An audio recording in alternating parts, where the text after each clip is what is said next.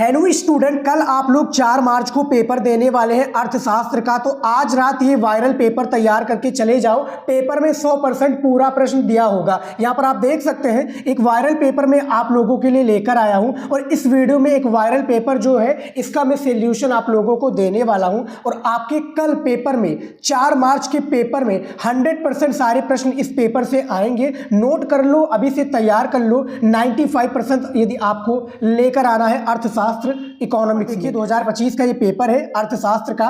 Paper code आप देख सकते हैं 239 80 पेपर कोड है। पूर्णांक आप लोगों का इकोनॉमिक्स का 100 नंबर का पूर्णांक होता है। समय आपको दिया जाएगा 3 घंटे 15 मिनट। 3 घंटा पेपर को हल करने के लिए और 15 मिनट इस पेपर को अच्छे से पढ़ने के लिए। उसके बाद में निर्देश में देखिए, निर्देश में ये दिया हुआ था, यहाँ पर देखिए कि प्रारंभ के 15 मिनट अच्छे से पेपर को आपको पढ़ना है। दूसरा पॉइंट है कि सभी प्रश्न अनिवार्य, यानी इस पेपर में जितने भी सारे प्रश्न दिए हैं वो सभी प्रश्न आपको करना पड़ेगा। अगला देखिए यहाँ पर तीसरा नंबर पॉइंट की प्रश्न संख्या 1 से 10 तक बहुविकल्पीय प्रश्न है जिनका केवल सही उत्तर अपनी उत्तर पुस्तिका में लिखना है। प्रश्न संख्या 11 से 18 तक अति लघु उत्तरीय प्रश्न है जिनका प्रत्येक उत्तर लगभग 50 शब्दों में। और प्रश्न संख्या 19 से 24 तक लघु उत्तरीय प्रश्न है जिनका प्रत्येक उत्तर 150 शब्दों में। तथा प्रश्न संख्या 25 से 27 तक विस्तृत उत्तरीय प्रश्न है जिनका प्रत्येक उत्तर लगभग 300 शब्दों में आपको देना है। अगला पॉइंट देखिए यहाँ पर चौथा नंबर की प्रत्येक प्रश्न के लिए निर्धारित अंक उसके सम्मुख अंकित है, यानी जितने नंबर दिए जाएंगे वो सामने दिए होंगे, मैं आगे आपको बताऊंगा। तो सबसे पहले बहुविकल्पीय प्रश्न से शुरुआत करेंगे जो कि आपके पेपर में कल भी 10 क्वेश्चंस दिए होंगे बहुविकल्पीय के और आज भी इस पेपर में, यानी सेम टू सेम पूरा पेपर का पैटर्न आपका होने वाला है। यहाँ पर देखिए सबसे पहला प्रश्न आपका बहुविकल्पीय का दिया हुआ है कि उपभोक्ता की बजट रेखा अपने स्थान से खिसक जाती है जब उसकी, ब्रैकेट में देखिए यहाँ पर डॉट डॉट दिया है, में परिवर्तन होता है। तो जो डॉट डॉट दिया है इसी में राइट आंसर आएगा, तब हमारा ये प्रश्न जो है कंप्लीट हो जाएगा। तो इन चारों में से बताइए राइट आंसर क्या हो जाएगा। तो पहले क्वेश्चन का राइट आंसर आपका ए हो जाएगा, आय हो जाएगा। अब यहाँ पर देखिए हम इसको आय लिख देते हैं तो कंप्लीट हो जाता है क्वेश्चन। पढ़िए कि उपभोक्ता की बजट रेखा अपने स्थान से खिसक जाती है जब उसकी आय में परिवर्तन होता है। तो पहले नंबर क्वेश्चन का ए राइट आंसर हो जाएगा। अगला क्वेश्चन देखिए यहाँ पर दूसरा नंबर स्क्रीन पर दिया हुआ स्टूडेंट कि सीमांत लागत वक्र का आकार होता है।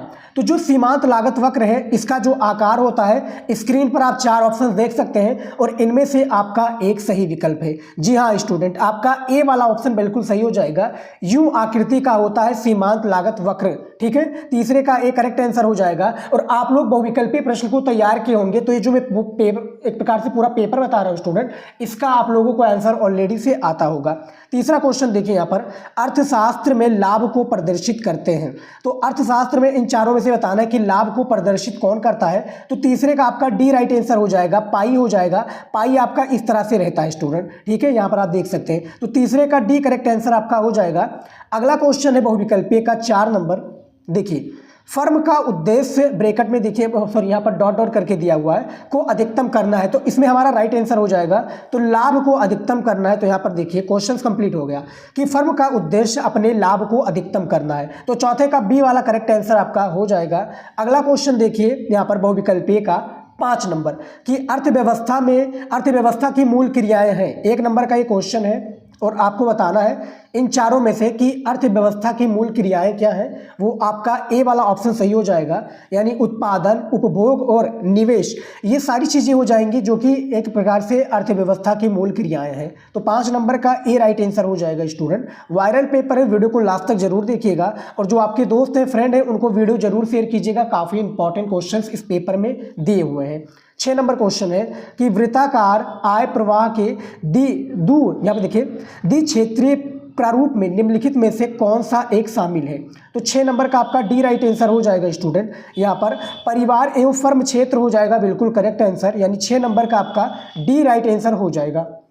अगला क्वेश्चन देख लेते हैं 7 नंबर। यहाँ पर देखिए 7 नंबर प्रश्न दिया हुआ है स्टूडेंट कि सिक्के जारी करता या करती है। तो भैया सिक्के कौन जारी करता है। स्क्रीन पर आप देख सकते हैं 4 विकल्प दिए हुए हैं और ऐसे ही आपके पेपर में भी 4 विकल्प दिए जाएंगे। पूरा पेपर का पैटर्न आप समझ सकते हैं, ऐसा ही रहेगा सेम टू सेम पूरा पेपर का पैटर्न। बस फर्क कितना रहता है कि एग्जामिनर क्वेश्चन भैया अपने हिसाब से देता है, लेकिन मैं जो वीडियो बनाता हूँ उससे रिलेटेड आपके क्वेश्चन पूछे जाते हैं और उसी से क्वेश्चन पूछे जाते हैं, क्योंकि आपके क्वेश्चन बैंक और बुक से बाहर वो नहीं पूछ सकता। इतना समझ में आ गया। तो 7 नंबर का आपका ए ऑप्शन सही हो जाएगा। भारत सरकार जारी करता है, जो कि रिजर्व बैंक के द्वारा, यानी रिजर्व बैंक जो है भारत सरकार के जो है एक प्रकार से अनुमति लेता है फिर जारी करता है। तो 7 नंबर का आपका ए वाला ऑप्शन बिल्कुल सही हो जाएगा। अगला क्वेश्चन देख लेते हैं 8 नंबर। यहाँ पर देखिए 8 नंबर क्वेश्चन दिया हुआ है कि निम्नलिखित में से, देखिए निम्नलिखित में से किसके कारण समग्र मांग में वृद्धि होती है। 1 नंबर का ये क्वेश्चन है और आपको बताना है इन चारों में से राइट आंसर क्या हो जाएगा। तो इनमें से आपका डी राइट आंसर हो जाएगा, यानी ये सभी हो जाएगा। सरकारी व्यय में वृद्धि, निवेश व्यय में वृद्धि और आयातों में कमी। तो 8 नंबर का डी करेक्ट आंसर हो जाएगा। आप लोग स्टूडेंट वीडियो को रोक कर भी देख सकते हैं, ठीक है। 9 नंबर क्वेश्चन देखिए यहाँ पर, राजस्व प्राप्तियों की अपेक्षा राजस्व खर्च यानी व्यय का अधिकाय कहलाता है, ठीक है, अधिकाय कहलाता है। तो इनमें से राइट आंसर क्या हो जाएगा, बी करेक्ट आंसर हो जाएगा।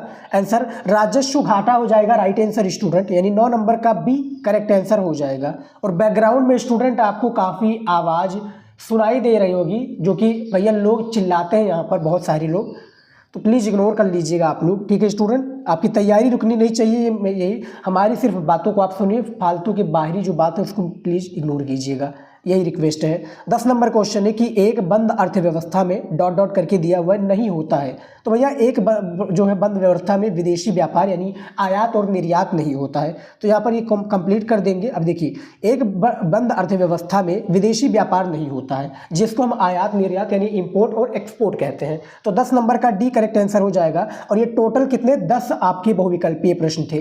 तो ज़्यादा से ज़्यादा आप लोग स्टूडेंट बहुविकल्पीय प्रश्नों पर ध्यान देंगे तो ये भी अच्छा रहेगा।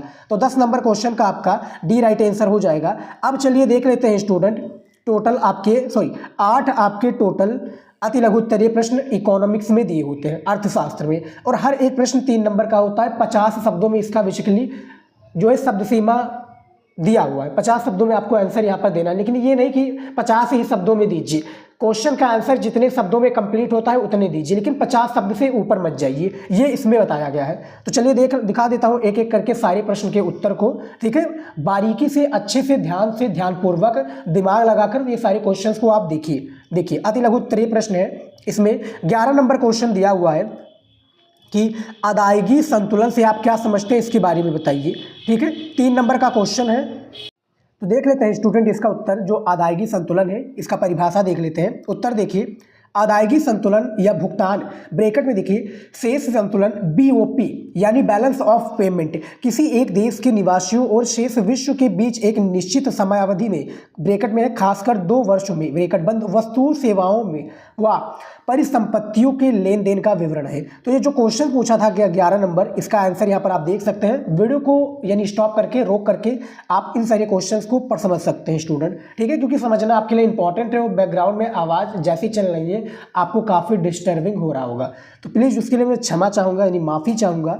12 नंबर क्वेश्चन देखिए कि प्रत्यक्ष कर तथा अप्रत्यक्ष कर के 2 उदाहरण दीजिए, ठीक है। अब देखिए काफ़ी स्टूडेंट कह रहे होंगे कि सर इसमें तो दिया हुआ था निर्देश में कि 50-50 शब्द में लिखिए, यानी 50 शब्दों में हमें अति लघु उत्तरीय का प्रश्न लिखना है। तो यहाँ पर छोटे छोटे में दिया है। देखिए बेटा, बुक और क्वेश्चन बैंक में जिस तरह से छोटा दिया होगा उतना ही लिखना है। उसमें ये बताया गया कि 50 शब्द से आप ऊपर मत जाइए, ठीक है। 50 शब्द से इसका आंसर जितना भी कम होता है ठीक है, चल जाएगा, लेकिन उससे ऊपर मत जाइए क्योंकि आपको और भी सारे क्वेश्चन को करना है। तो ये बताया गया है। तो इसका उत्तर देख लेते हैं। देखिए, प्रत्यक्ष कर के आय कर, निगम कर व वास्तविक संपत्ति कर। अप्रत्यक्ष कर है मूल्य वृद्धि कर व बिक्री कर। तो ये प्रत्यक्ष कर तथा अप्रत्यक्ष कर के 2 उदाहरण है। 3 नंबर का क्वेश्चन है और 8 क्वेश्चन है, तो 8 3 24 नंबर आपको कंफर्म देखने को मिल जाता है, खासकर किसमें, अति लघु उत्तरीय में, इकोनॉमिक्स में। 13 नंबर क्वेश्चन है कि उच्च शक्तिशाली मुद्रा है, ठीक है। तो 3 नंबर का क्वेश्चन है और ये उच्च शक्तिशाली वाली जो मुद्रा वाली है, ये क्वेश्चन आपके और भी घुमा फिरा कर पूछे जाएंगे, यानी क्या है, एक प्रकार से अथवा करके होता है ना, उसी तरीके से पूछे जा सकते हैं।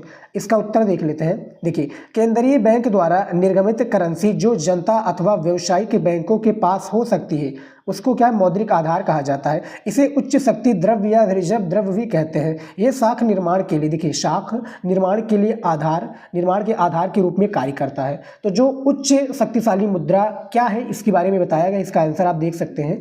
अगला क्वेश्चन देखिए 14 नंबर।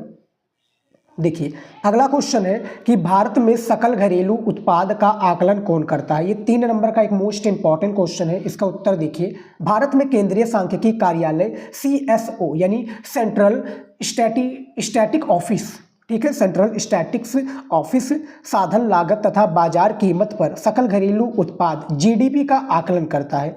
ये क्वेश्चन आपका हो गया 14 नंबर। 15 नंबर क्वेश्चन है कि आधुनिक अर्थशास्त्र का जनक किसे माना जाता है। 3 नंबर का ये भी क्वेश्चन है। इसका उत्तर देखिए, एडम स्मिथ को आधुनिक अर्थशास्त्र का जनक माना जाता है। स्मिथ स्कॉटलैंड के निवासी थे और यहाँ पर देखिए ग्लासगो विश्वविद्यालय में प्रोफेसर थे। उनकी पुस्तक an inquiry into the nature and causes, ये आपके बहुविकल्पीय में क्वेश्चन स्टूडेंट आएगा, तो इसको प्लीज आप लोग तैयार कर लीजिएगा। ये कंफर्म है आपके इस बार के पेपर में आ सकता है, पुस्तक में बहुविकल्पीय की मैं बात कर रहा हूं, तो तैयार कर लीजिएगा स्टूडेंट। 16 नंबर क्वेश्चन देखिए कि निम्नलिखित, यहाँ पे देखिए कि निम्नतम निर्धारित कीमत किसे कहते हैं। 3 नंबर का प्रश्न है। इसका उत्तर देखिए, सरकार द्वारा किसी वस्तु अथवा सेवा के लिए निर्धारित न्यूनतम सीमा को न्यूनतम निर्धारित कीमत कहते हैं। उदाहरण कृषि समर्थन कीमत कार्यक्रम और न्यूनतम मजदूरी विधान आदि, ये आपका न्यूनतम निर्धारित कीमत किसे कहते हैं, इसके बारे में बताया गया है। ठीक है, तो इसका आप लोग यहाँ पर देख सकते हैं परिभाषा जो स्टूडेंट दिया हुआ है कि निम्नतम निर्धारित कीमत किसे कहते हैं, इसके बारे में बताया गया है। 17 नंबर क्वेश्चन देखिए स्टूडेंट, ये दिया है कि एक पूर्ण प्रतिस्पर्धा बाजार में लाभ अधिकतमीकरण फर्म की सकारात्मक उत्पादन करने की क्या शर्त है, इसके बारे में बताइए। ये 3 नंबर का प्रश्न है। चलिए इसका उत्तर देख लेते हैं। देखिए इसका उत्तर है, एक पूर्ण प्रतिस्पर्धा बाजार में लाभ अधिकतमीकरण फर्म की सकारात्मक उत्पादन करने की, यहाँ पर देखिए करने की निम्न 2 शर्तें हैं। सबसे पहला है सीमांत आगन ब्रैकेट में बाजार कीमत सीमांत लागत के बराबर होनी चाहिए। दूसरा है सीमांत लागत वक्र सीमांत आगम वक्र को नीचे से काटे। तो ये आपके क्वेश्चन हैं जो 17 नंबर क्वेश्चन है, इसका आंसर दिया हुआ स्क्रीन पर आप देख सकते हैं। अगला क्वेश्चन देखिए, आखिरी क्वेश्चन है अति लघु उत्तरीय प्रश्न का। पानी की, देखिए पानी की मांग बेलोचदार क्यों होती है, इसके बारे में बताइए। 3 नंबर का क्वेश्चन है। इसका उत्तर देखिए, पानी की मांग बेलोचदार होती है क्योंकि पानी जीवन की अनिवार्य आवश्यकता है। ठीक है, तो 18 नंबर क्वेश्चन भी मैंने आप लोगों को बता दिया है। अब चलिए देख लेते हैं स्टूडेंट, जो कि टोटल आपके 6 अति लघु उत्तरीय प्रश्न होते हैं और 6 नंबर का क्वेश्चन है, तो जिससे कि आपका 36 नंबर इसमें पक्का हो जाता है। 36 नंबर, और इसका आंसर आपको 150 शब्दों में बताया गया है। ठीक है, लेकिन 100 से लेकर आप 150 शब्दों के बीच में लिख सकते हैं। समझ में आ गया? तो चलिए इसके सभी प्रश्नों को देख लेते हैं जो कि दिया हुआ है लघु उत्तरीय प्रश्न का। कल पेपर है आपको और उसमें आपको फोड़ना है स्टूडेंट, क्योंकि मैंने बहुत सारे वीडियो बनाए हुए हैं अर्थशास्त्र के ऊपर, प्लेलिस्ट आपको मिल जाएगा। और कॉपी कैसे लिखनी है और टॉपर की तरह कॉपी कैसे लिखनी है, ये भी सारी चीज़ें मैंने बता रखा है। बस आपका काम है आपके इंपॉर्टेंट क्वेश्चंस को तैयार करना, वीडियोज़ को देखकर। बहुत इंपॉर्टेंट वीडियो मैं आप लोगों के लिए बनाता हूँ, तैयार कीजिए और ऑल द बेस्ट, अच्छे से पेपर देकर आइएगा। देखिए 19 नंबर क्वेश्चन देख लेते हैं। व्यष्टि अर्थशास्त्र तथा समष्टि अर्थशास्त्र में अंतर स्पष्ट कीजिए। 6 नंबर का प्रश्न है। इसका उत्तर देखिए, व्यष्टि अर्थशास्त्र, सबसे पहले इसका उत्तर देख लेते हैं। देखिए सबसे पहला पॉइंट है कि व्यष्टि अर्थशास्त्र में व्यक्तिगत स्तर पर आर्थिक संबंधों अथवा आर्थिक समस्याओं का अध्ययन किया जाता है, जैसे एक व्यक्तिगत फर्म, एक व्यक्तिगत परिवार अथवा एक व्यक्तिगत उपभोक्ता। इसके विपरीत समष्टि अर्थशास्त्र में, यहाँ पे देखिए, संपूर्ण अर्थव्यवस्था के स्तर पर आर्थिक संबंधों अथवा आर्थिक समस्याओं अथवा आर्थिक मुद्दों का अध्ययन किया जाता है। उसके बाद में देखिए दूसरा पॉइंट इसमें कि व्यष्टि अर्थशास्त्र के अध्ययन की यह धारणा है कि समष्टि, यहाँ पे देखिए प्राचल ब्रैकेट में जैसे कुल उत्पादन तथा सामान्य कीमत स्तर स्थित, यहाँ पे देखिए स्थिर रहते हैं। दूसरी ओर समष्टि अर्थशास्त्र के अध्ययन की यह धारणा है कि व्यष्टि प्राचल ब्रैकेट में जैसे आय तथा संपत्ति का वितरण ब्रैकेट बंद स्थिर रहते हैं। तो ये जो क्वेश्चन पूछा गया था कि व्यष्टि अर्थशास्त्र और समष्टि अर्थशास्त्र में अंतर बताइए, मैंने बता दिया है। वीडियो को रोककर आप इस क्वेश्चन को नोट कर सकते हैं। अगला क्वेश्चन देखिए, यहाँ पर 20 नंबर स्क्रीन पर दिया हुआ है कि एक वस्तु की कीमत और उसकी मांग, देखिए मांग मात्रा में विपरीत संबंध की व्याख्या कीजिए। 6 नंबर का ये भी प्रश्न आपके इस बार के पेपर में आएगा, यानी कल पेपर में आपको देखने को मिल जाएगा। इसका उत्तर देख लेते हैं। वस्तु की मांगी गई मात्रा कीमत में वृद्धि से गिरती है और कीमत में कमी से बढ़ती है। इसीलिए एक वस्तु की मांगी गई मात्रा तथा, देखिए एक वस्तु की मांगी गई मात्रा तथा कीमत के बीच विपरीत संबंध पाया जाता है। इसकी व्याख्या, यहाँ पर देखिए इसकी व्याख्या जो है हास्यमान सीमांत उपयोगिता के नियम के रूप में की जाती है। इस नियम के अनुसार वस्तु की प्रत्येक अगली इकाई के उपभोग से प्राप्त उपयोगिता घटती जाती है। इसीलिए प्रत्येक अतिरिक्त इकाई जो उपभोक्ता खरीदना चाहता है उसके लिए वो कम से कम कीमत देने के लिए तैयार होगा। कम से कम कीमत के लिए क्या होगा भैया, वो तैयार होगा। तो ये भी आपका 20 नंबर प्रश्न भी मैंने आपको बता दिया है। अगला क्वेश्चन देख लेते हैं। यहाँ पर देखिए स्टूडेंट, अब 21 नंबर क्वेश्चन दिया हुआ है। ये देखिए कि एक आगत के सीमांत उत्पाद तथा कुल उत्पाद के बीच संबंध समझाइए। 6 नंबर का प्रश्न है, इसका उत्तर देखिए। एक आगत के सीमांत उत्पाद तथा कुल उत्पाद के बीच संबंध निम्नवत है। सबसे पहला है, जब सीमांत उत्पाद बढ़ता है तो कुल उत्पाद बढ़ती दर से बढ़ता है। दूसरा इसमें, जब सीमांत उत्पाद घटता है तो कुल उत्पाद घटती दर से बढ़ता है। तीसरा है, सीमांत उत्पाद स्थिर रहता है तो कुल उत्पाद स्थिर दर पर बढ़ता है। और चौथा है, जब सीमांत उत्पाद शून्य होता है तो कुल उत्पाद अधिकतम हो जाता है। इसमें एक और पॉइंट स्टूडेंट आपका जुड़ जाएगा। एक पॉइंट और है, देखिए 5 नंबर पॉइंट, कि जब सीमांत उत्पाद ऋणात्मक हो जाता है तो कुल उत्पाद घट रहा होता है। तो ये 5 पॉइंटों को थ्रू बताया गया है कि एक आगत के सीमांत उत्पाद तथा कुल उत्पाद के बीच संबंध क्या है। ठीक है, तो ये 5 पॉइंटों के थ्रू आप लोग लिख दीजिएगा तो आपको 6 नंबर एग्जामिनर दे देगा।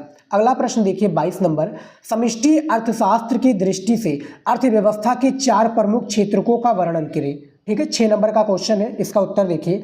समष्टि अर्थशास्त्र की दृष्टि से अर्थव्यवस्था के 4 प्रमुख क्षेत्रक निम्नलिखित हैं। सबसे पहला देखिए, गृहस्थ परिवार अथवा व्यक्ति जो फर्मों को उत्पादन के साधन उपलब्ध कराते हैं तथा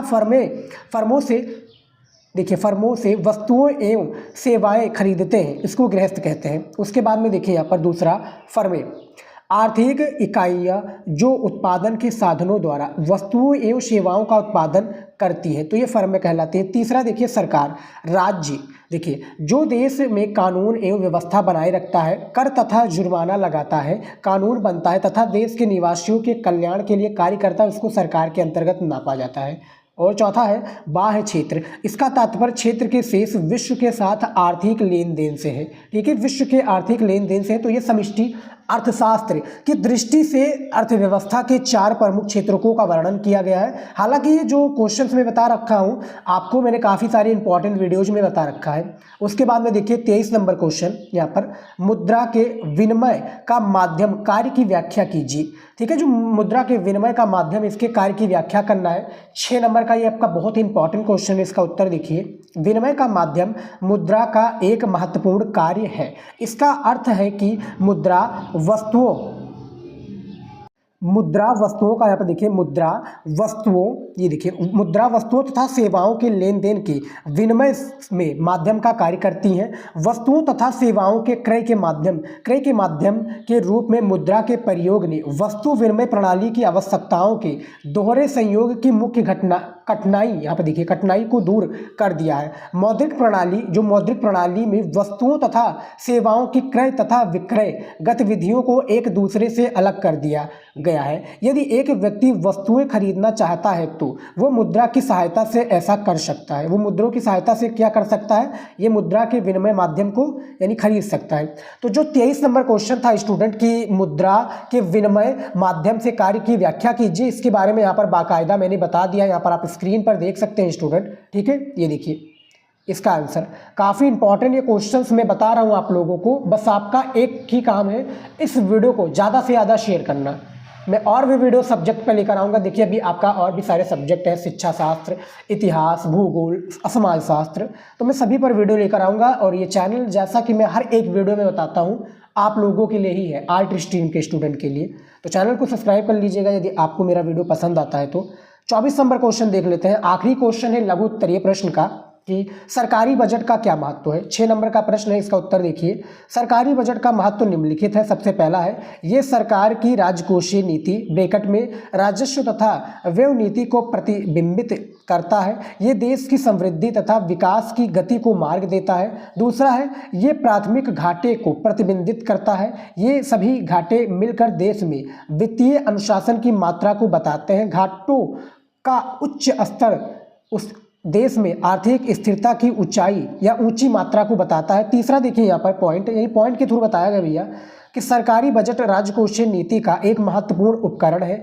अक्सर इसका उपयोग देश में स्फीतिक व अस्फीतिक अंतराल की स्थितियों को ठीक करने में किया जाता है। तो ये जो सरकारी बजट का महत्व क्या है इसके बारे में बताना था, ये मैंने आप लोगों को बता दिया बाकायदा। यहाँ पर आप देख सकते हैं कि सरकारी बजट का महत्व क्या है, समझ में आ गया। तो ये 3 पॉइंट बताएं, हालांकि और भी इसमें पॉइंट इंक्लूड थे, लेकिन मैंने आपको जैसा कि मैंने बताया जितना पूछा गया उतना ही लिखिए, ठीक है। इतना लिख देंगे तो एग्जामिनर संतुष्ट हो जाएगा और आपको 6 नंबर देने से अपने आप को नहीं रोक सकता, ये गारंटी है मेरी।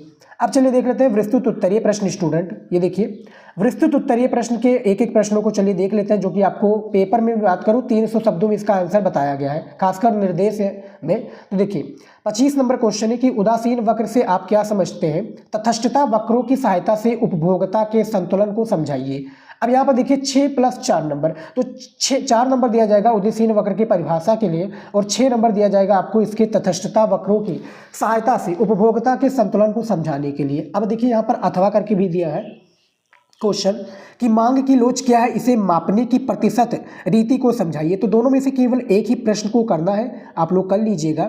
26 नंबर क्वेश्चन देखिए कि बजट रेखा क्या है, एक उदाहरण और चित्र की सहायता से इसे समझाइए। तो 3 नंबर दिया जाएगा बजट रेखा की परिभाषा के लिए और 7 नंबर दिया जाएगा एक उदाहरण और यानी चित्र, यानी आपको फिगर बनाना पड़ेगा, यानी चित्र बनाना पड़ेगा। और चित्र कैसे बनाना है मैंने कॉपी वाली वीडियो में आप लोगों को बाकायदा बना रखा है, लगभग 75,000 स्टूडेंट ने वो वीडियो देखा है, आप लोग भी जाकर देख सकते हैं। उसके बाद में देखिए इसमें भी अथवा करके क्वेश्चंस दिए हुए हैं कि किसी देश के केंद्रीय बैंक के प्रमुख कार्यों का प्रकाश डालिए, ठीक है। तो इनके किसी कार्यों पर आपको प्रकाश डालना है। और 27 नंबर क्वेश्चन देखिए कि अल्पकालीन पूर्ण प्रतियोगी बाजार में फर्म के संतुलन की विभिन्न दशाओं की व्याख्या कीजिए। तो ये 10 नंबर का क्वेश्चन है, इसका अथवा करके देख लेते हैं कि किन्स के पूर्ण रोजगार सिद्धांत को विस्तार से समझाइए। तो इनमें से देखिए ये 6 क्वेश्चन से पेपर में आपको 3 ही क्वेश्चन करना है, क्योंकि आपको पता है। और ये सभी क्वेश्चन का आंसर आप लोग समझ लीजिए क्वेश्चन बैंक में, क्योंकि रट्टा मारोगे तो टाइम बहुत ही ज़्यादा वेस्ट होगा। तो आपको समझ लेना है क्वेश्चंस के आंसर को, आपके पास क्वेश्चन बैंक होगा ही। और हालांकि मैंने कुछ क्वेश्चन का आंसर अपने वीडियोज में बता रखा हूँ, ठीक है। तो आप यूट्यूब पर भी सर्च करके बाई शिवम स्टडी नॉलेज लगाओगे तो वीडियो मिल जाएगा। और फिलहाल यहाँ पर आप देख सकते हैं स्टूडेंट कि मैंने पूरा पेपर आप लोगों को सॉल्यूशन के साथ बता दिया है, सिर्फ मैंने विस्तृत उत्तरीय प्रश्न का उत्तर नहीं बताया है, और मैं उसका भी उत्तर बताता तो वीडियो बहुत ज़्यादा लंबा हो जाता, ठीक है स्टूडेंट। तो फिलहाल आज हम इस वीडियो में इतना ही सारे क्वेश्चन बताए हैं और आपका कल पेपर होने वाला है, उसके लिए ऑल द बेस्ट। जाइए अच्छे से पेपर दीजिए, जो नहीं आता है उसको बनाकर लिखिए, लेकिन लिखिए। राइटिंग का सबसे ज़्यादा महत्व है, राइटिंग का प्रयोग कीजिएगा, अच्छे से कॉपी को लिखिएगा स्टूडेंट, ठीक है। तो फिलहाल स्टूडेंट आज हम इस वीडियो में इतना ही लेकर आए थे। वीडियो आपको पसंद आए तो लाइक कीजिएगा, चैनल पर नए तो प्लीज़ चैनल को सब्सक्राइब कर लीजिए और वीडियो को शेयर कीजिएगा अपने दोस्तों के पास जो आपके साथ में मिलकर इकोनॉमिक्स का पेपर देने वाले हैं। इस वीडियो में इतना ही, मिलते हैं नेक्स्ट वीडियो में। जय हिंद।